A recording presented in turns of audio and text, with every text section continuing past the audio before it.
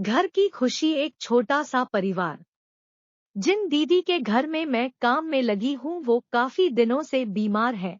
बिस्तर पर पड़े पड़े भी वो बोर नहीं होती, कुछ कुछ लिखती रहती है। वो मुझसे क्या किसी से भी ज्यादा नहीं बोलती। कॉलोनी वाले उनसे ज्यादा उनकी सास अम्मा जी को जानते हैं। बिना बात किए कैसे रह लेती है समझ नहीं आता। मुझसे भी ज्यादातर उनकी सास जी ही बातचीत करती है। जब दीदी जी ठीक थी तो एक बार काम बता समझा कर कर एक कोने में हो जाती थी। कभी कभी कुछ कमी होती तो आकर धीरे से बताती थी, मगर अम्मा जी रोज मेरे साथ साथ काम में लग जाती है। अनुसार सब करना होता है। बहुत महीन तरीके से काम कराती है। रोज ही सारा दम निचोड़ लेती है।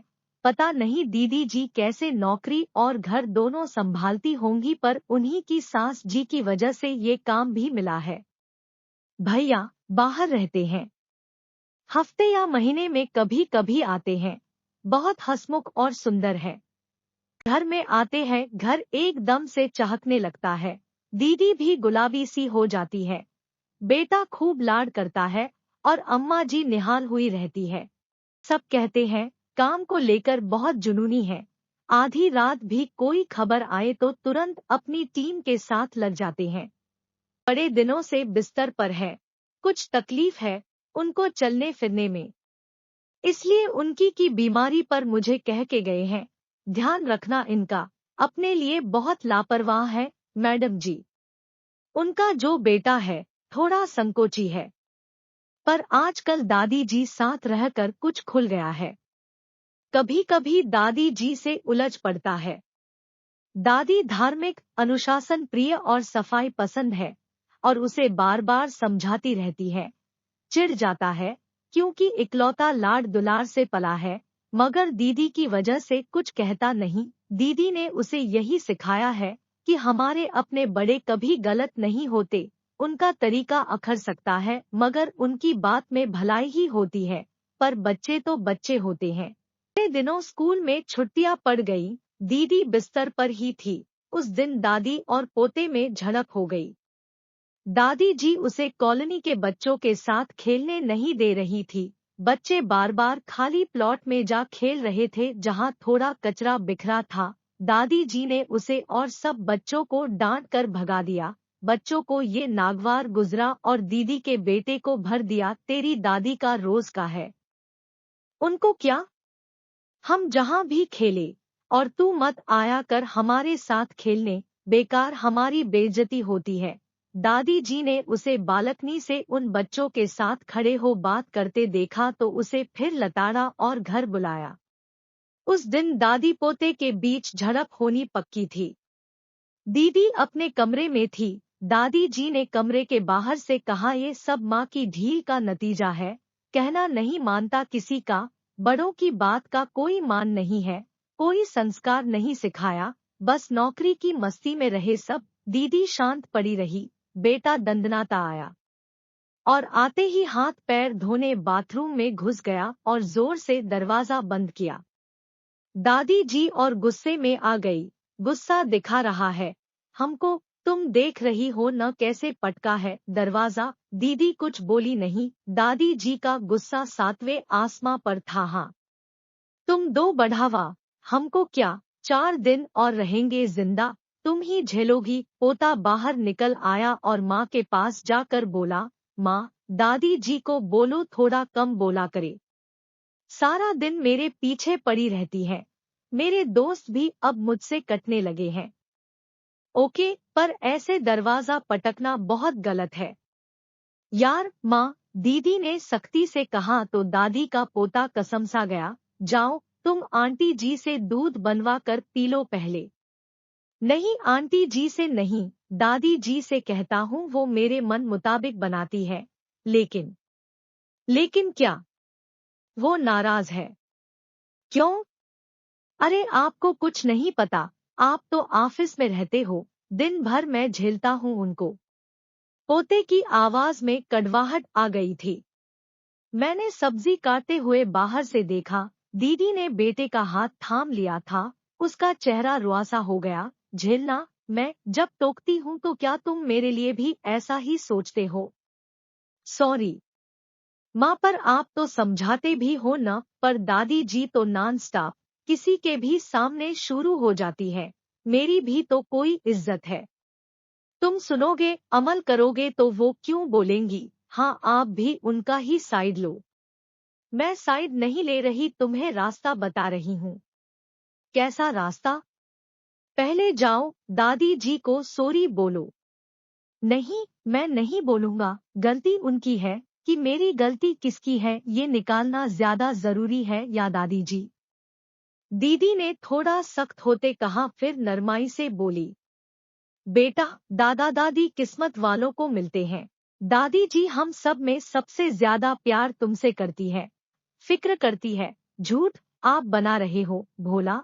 आओ दूध पी लो, अम्मा जी ने पोते के लिए दूध तैयार कर दिया था। दीदी ने दादी के भोले को मुस्कुराहट के साथ देखा। देखा दादी जी का प्यार। अच्छा ठीक है, कहता हूँ सॉरी, पर आप बोल देना दोस्तों के सामने कुछ नहीं कहेंगी। यार, दोस्तों को समझा दो, भोलेनाथ की गंदगी में खेलेंगे तो जो देखेगा डांटेगा। मेरी दादी जी ने पहले देखा तो टोका, बस। ओके ओके ठीक है भोला। ओ भोला, नाराज हो डॉट। दूध नहीं पियोगे? दादी जी ने फिर आवाज लगाई। आया दादी जी।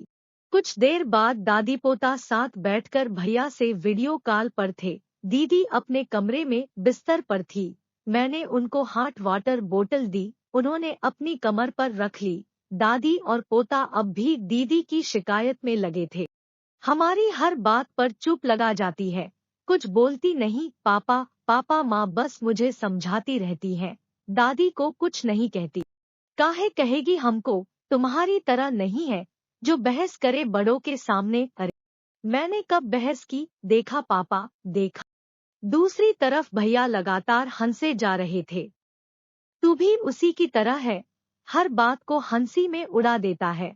मैं दीदी की कमर पर मालिश कर रही थी। दीदी के कमरे में सब साफ सुनाई दे रहा था। मैंने देखा दीदी सुनकर मुस्करा रही थी। अच्छा बेटा, अब की तुमको हॉस्टल में डाल देता हूँ। काहे हॉस्टल में डालोगे भोला को? हमारा भोला हमारे साथ ही रहेगा, है न भोला? पापा मैं नहीं जाऊंगा, मैं दादी जी और माँ के साथ ठीक हूँ। सोच लो दोनों, शिकायत तुम दोनों को है एक दूसरे से।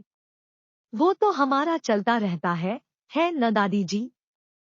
हाँ हाँ, तुम अपने काम पर ध्यान दो। ओके भोलेनाथ की दादी जी, आपकी वो चुप्पी मैडम कहाँ है? बात करा दो, अभी अपने काम में ध्यान दो। लोग शिकायत करेंगे कि ऑफिस हावर में लंबा लंबा बतियाता है। रात को कमरे में पहुंचकर ढेर बतियाता लेना। अभी क्या बात करोगे? रखो। ओके प्रणाम। खुश रहो। मुझे ये ठीक नहीं लगा। अम्मा जी भी न, मैंने जैसे कहा दीदी ने टोक दिया। क्या अम्मा जी? कितने दिन हुए तुम्हें उन्हें जानते?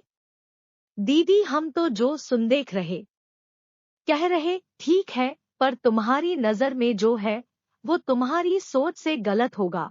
लेकिन मुझे ध्यान रहता है कि वो इस परिवार की मुखिया है, हमेशा भला सोचेगी। आगे से इस घर में कुछ भी कहने से पहले सोचना, बेटू सुनेगा तो उस पर असर पड़ेगा।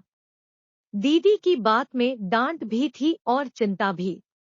मेरा मुंह बनता देख वो बोली, बुरा मान गई क्या? नहीं दीदी, तुम खुद को दादी जी की जगह रख कर देखो, खुद समझ जाओगी। आपको सच में कुछ बुरा नहीं लगता? आपको बाबू को दिन भर कितना कहती रहती है। दीदी शांत ही बोली, तुमको समझ नहीं आई ना बात? समझना क्या है दीदी, हमसे तो ऐसा बर्दाश्त नहीं होगा। सुन, तेरी समझ को कहती हूँ, मैं बच्चों को तो समझा सकती हूँ, खुद को भी ढाल सकती हूँ, पर बड़ों को पलट कर कहना ठीक नहीं लगता मुझे। अभी उनके जितनी दुनिया नहीं देखी मैंने, बाकी मुझे मेरे अहम से ज्यादा इस घर की खुशी जरूरी लगती है।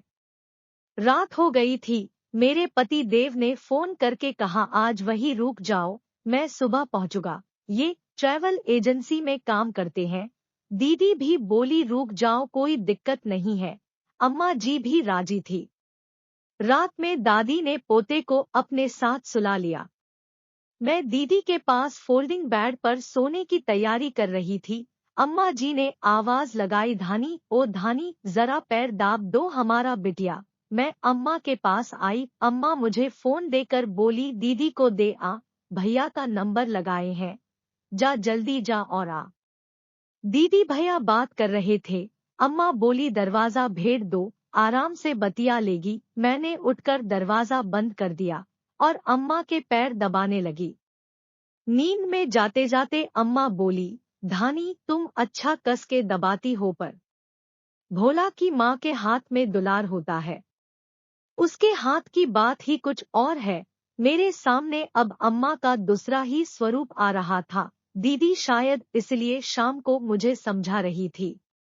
अम्मा बुदबुदा रही थी, बेचारी बड़े कष्ट में है, हमारे हाथ में भी तो नहीं कुछ, अब बस जल्दी ठीक कर दे भगवान उसको।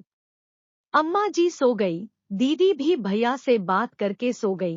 पूरे घर में दीदी के कमरे से आती गुलाब की भीनी खुशबू फैलकर घर के माहौल को बेहद शांत और सुकून भरा बना रही थी। अमूमन मुझे दूसरों के घर जल्दी नींद नहीं आती, मगर अम्मा के घर में उस रात बड़ी गहरी नींद आई।